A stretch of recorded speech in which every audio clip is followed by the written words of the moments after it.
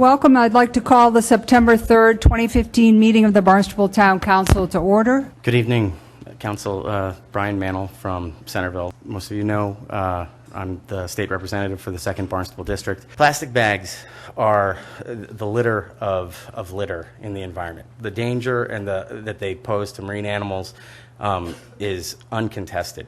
They're airborne, they're all over the place. I mean, honestly, I'd challenge you tomorrow to drive around and look. I guarantee you, on your way here, you can easily pick up and see bags all over the place.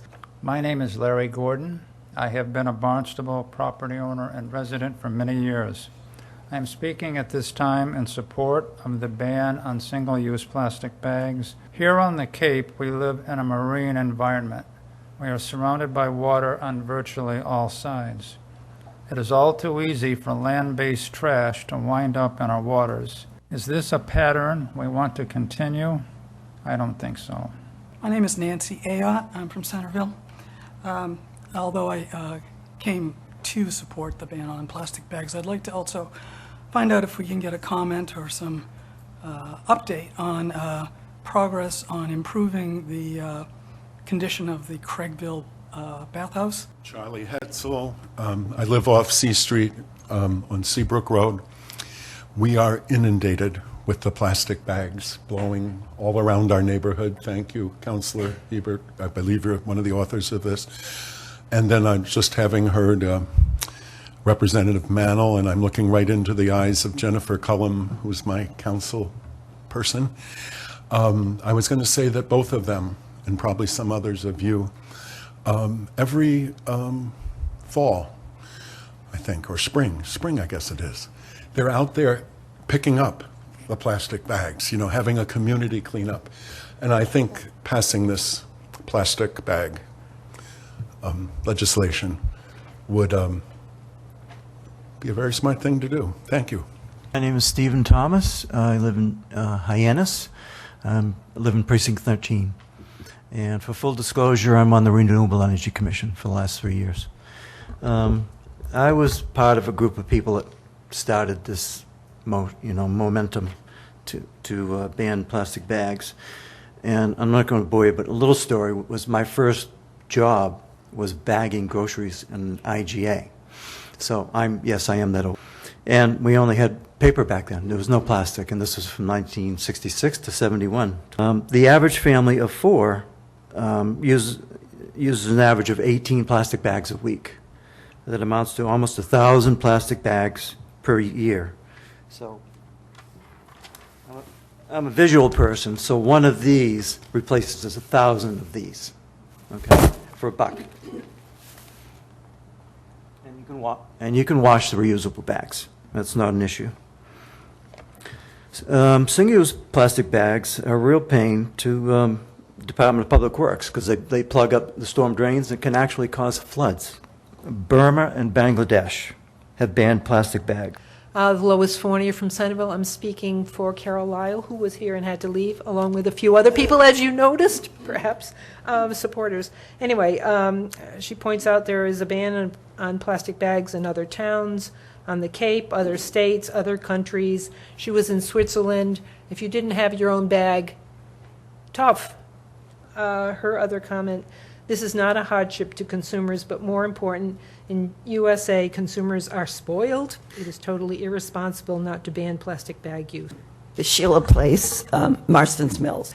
The bags, if they're used properly and washed regularly, I don't wash my reusable bags as often as I should. My husband's immune compromised. We've never had an issue. The ban is being proposed by a group of concerned citizens, some of which are here, of the town of Barnstable in view of the pervasive litter, the threat that bags pose to marine life, pollution of streams and bays, and the bags' increasing desirability for recycling. Let's face it, sometimes these bags barely even make it home from the supermarket. Councilor Wallace. I'll try and keep it shorter than Councilor Norman, but I may not be able to.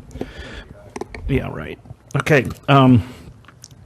Well, I figured that there'd be a lot of, people that wanted to talk about this, and I was right, and we heard a lot of people get up and speak passionately about this issue, and I appreciate your passion, I really do. But for me, I knew that there would be some statistical information. And so I decided I'd have to go do my own research, so I did.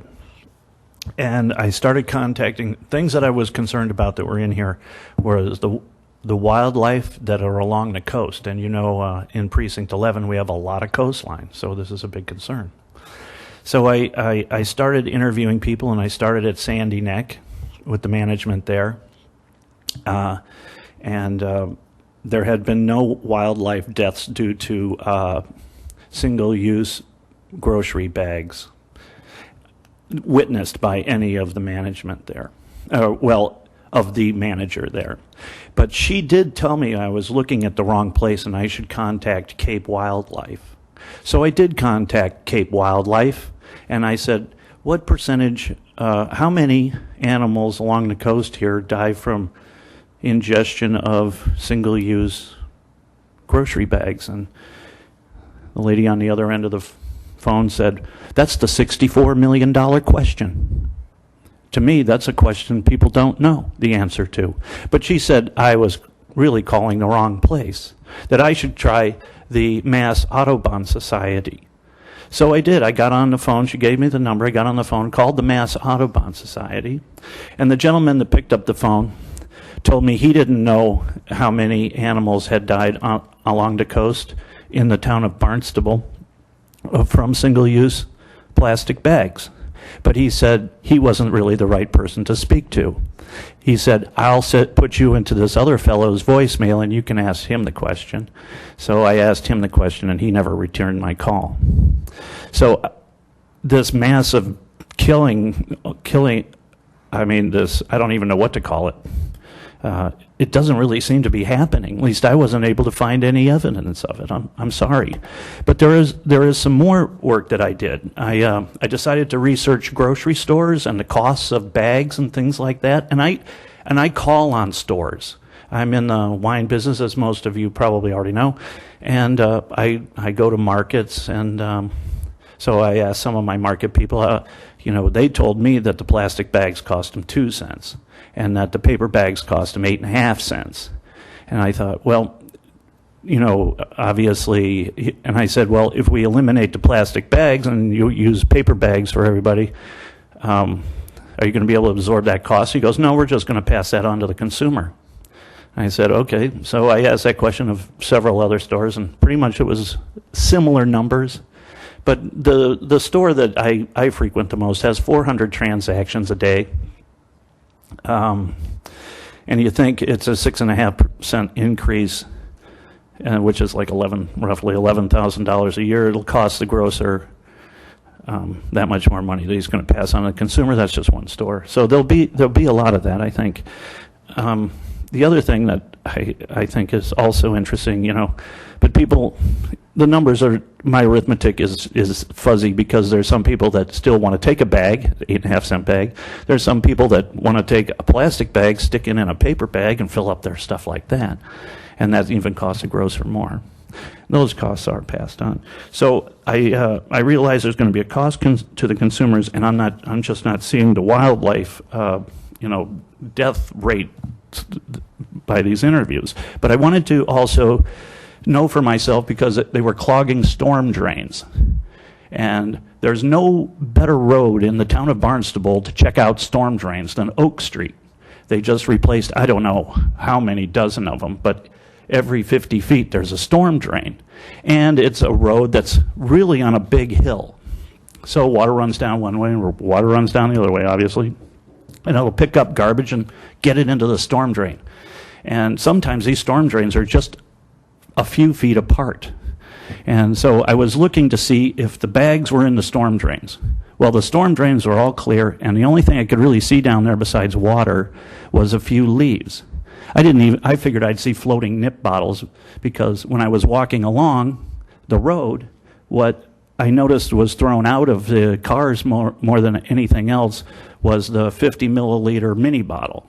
And of all the 50 milliliter mini bottles that are thrown out, it appears that there's one called Fireball that seems to be the biggest perpetrator of litter. But there's something else that I think, and if you won't mind, I'd like to just show some things that I brought with me on my on my little tour of Oak Street.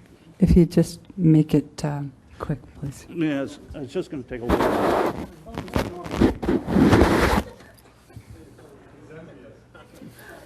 Well, actually, this is one of those reusable bags that I got at MMA in January. Yeah, be careful. So I thought, well, I'd look for that single-use bag, the one that kind of looks like this. I didn't find any of those, but I did find a single-use bag that looked like this, and it has the handles. It's a thicker ply, and it was there. I don't know what wet seal is. I'm afraid to find out. Oh.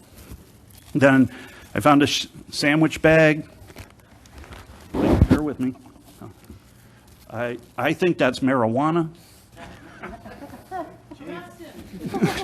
Okay, I think we get your point. I'm afraid to know what that is. I think we get your point, Counselor. This is an interesting bag that I found. This one was actually wrapped up in its original shape and was never used. Now, I'll get to my point. Then Oreos. The Oreos are the #1 consumed cookie in the world. And then I found this. This is the inside of a box of Cheerios. They managed to pull the bag out and throw that away and keep the cardboard box. And then here, I figured, oh, I just found something. I figured I found the perpetrator of this stuff. Roach Brothers bag. It turned out to be paper, so that one didn't count.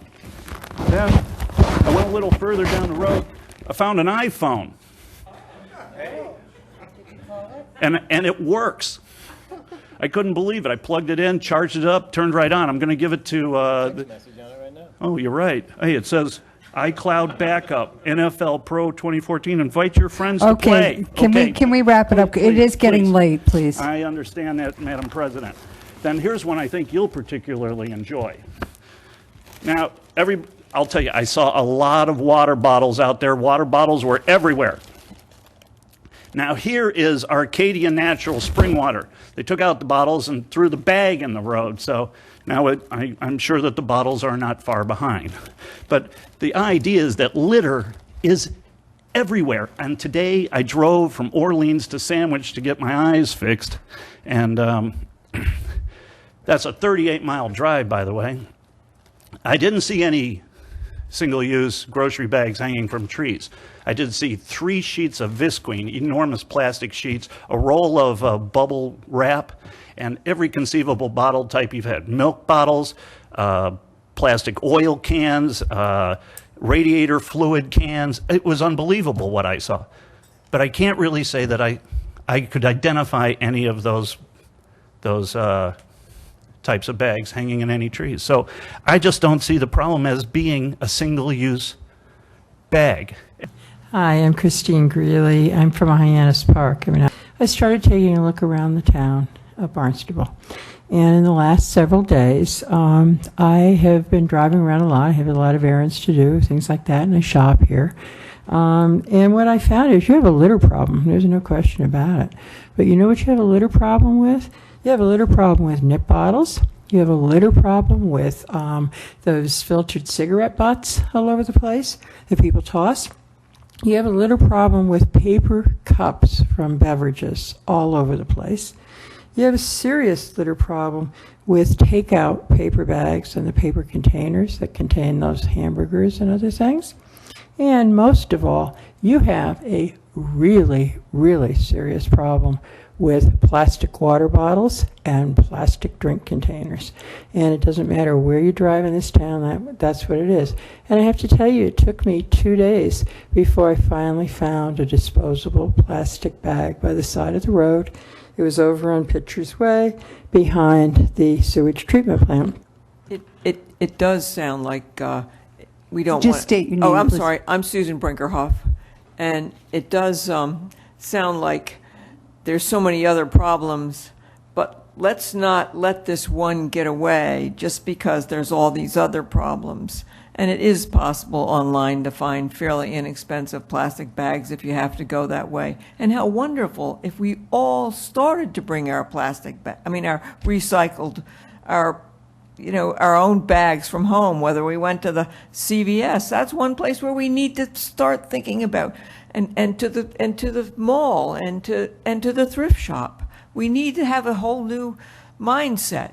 So it's time. You have a really great opportunity here to do something fantastic. So I hope you do. Thanks. Good evening, Meg Lochran, West Barnstable. I was so surprised when I found out that 50% of the oxygen that we breathe, we get from our oceans. And our oceans are in such a state, and I'd really like us to just think a little bit more globally about that for a minute.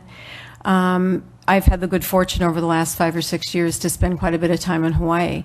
I also have had experience in California where, in communities where all bags are banned. If you don't bring your own bag for your groceries and you want one, you can buy one. And I want to end with a verse from a favorite singer-songwriter of mine who says, searching for the future among the things we're throwing away, swimming through the ocean of junk we produce every day, you have to admit it's clever, maybe the pinnacle of human endeavor, when things are made to throw away, but never made to disappear.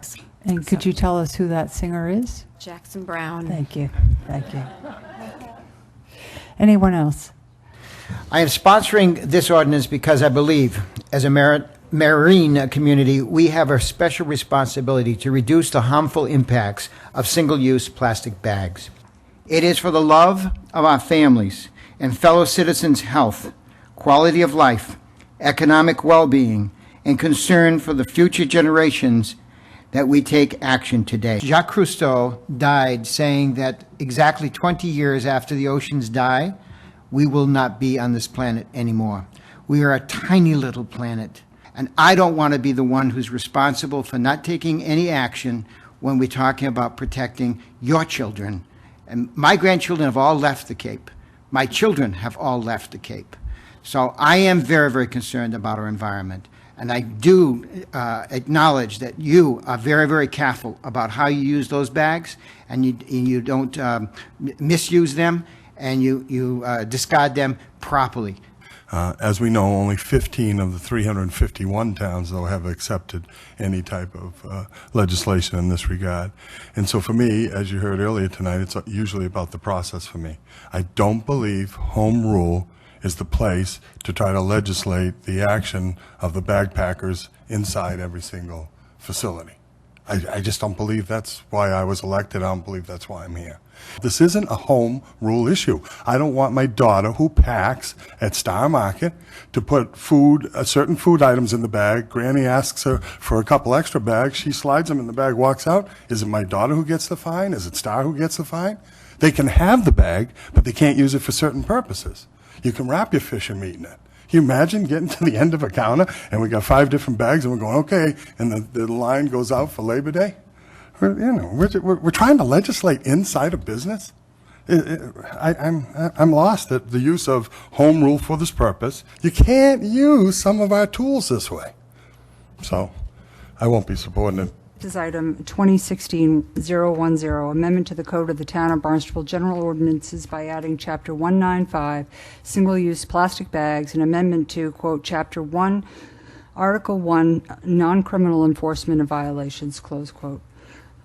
Madam Clerk, this is roll call. Chirigotis? Yes. Crocker James? No. Crocker William? No. Cullum? Yes. Cushing? Dagwan? Yes. Rapcorsetti? Yes. Hebert? Yes. Norman? No. Steinhilber? No. Tinsley? Yes. Wallace? No. Kennedy? No. That's 7 yes, 6 no, I believe. So it carries. Thank you very much.